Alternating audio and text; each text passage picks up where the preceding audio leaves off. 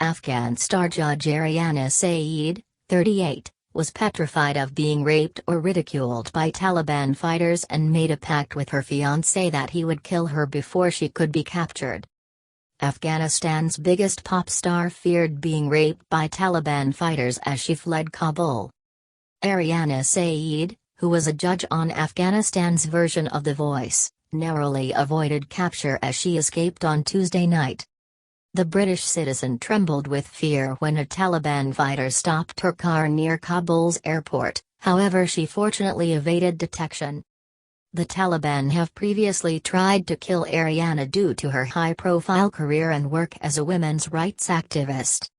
The 38-year-old was so scared of the militants she previously made a pact with her fiancé Hasib Sayed that he would kill her before she could be captured. She told the Mirror, "I'm not scared of dying. I was more scared of getting caught alive and being ridiculed, paraded in front of the cameras or being raped. The Taliban are sexually frustrated, that's why they blow themselves up for the promise of 72 virgins." When Ms. Sayeed came face to face with the Taliban for the first time on Monday, she trembled with fear. She and her fiancé had just left Kabul's airport after unsuccessfully trying to board a flight during Monday's chaotic scenes. The singer said, "When we walked out of the airport we saw the Taliban in front of us. One of them was standing in the middle with his hands behind him, scanning people. I looked into his eyes, he was only around 4 to 5 meters away from me. The rest of them were shooting in the air. I get chills every time I remember that moment. We were walking through bullets and gunshots and I was thinking they are going to stop me now." She escaped without being recognized but suffered another terrifying encounter when she returned to the airport the next night. Aryana and her fiancé went to the airport in separate cars which were filled with women and children. She said, "There were at least 5 checkpoints on the way. There were burnt-out cars and Taliban all over the place.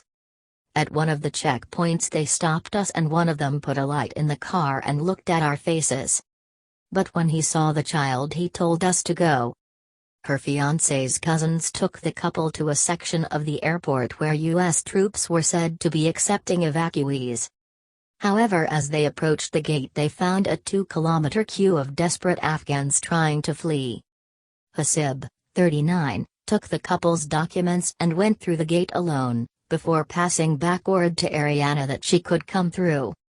The singer said people in the crowd begged her for help as she passed through the revolving metal gate. She said, "One guy who was 15 or 16 said, 'Can you please say I'm your brother?' I told him I would happily do it, but they won't accept you without a passport." She tried to convince the American soldiers to let the tot and the mum through the gate, however the troops refused. "When I got through I burst into tears because of that baby, it really hit me," she said. Apparently I was the last person they opened the door to that night. After a few hours Aryana and Hasib boarded a C-17 U.S. Air Force plane and finally left Kabul. As the plane took off for Doha, Qatar, Aryana said that while she was grateful to be alive she could not help but feel terrible for those left behind. She spent 2 days in Doha before flying to Kuwait and then eventually Washington, D.C.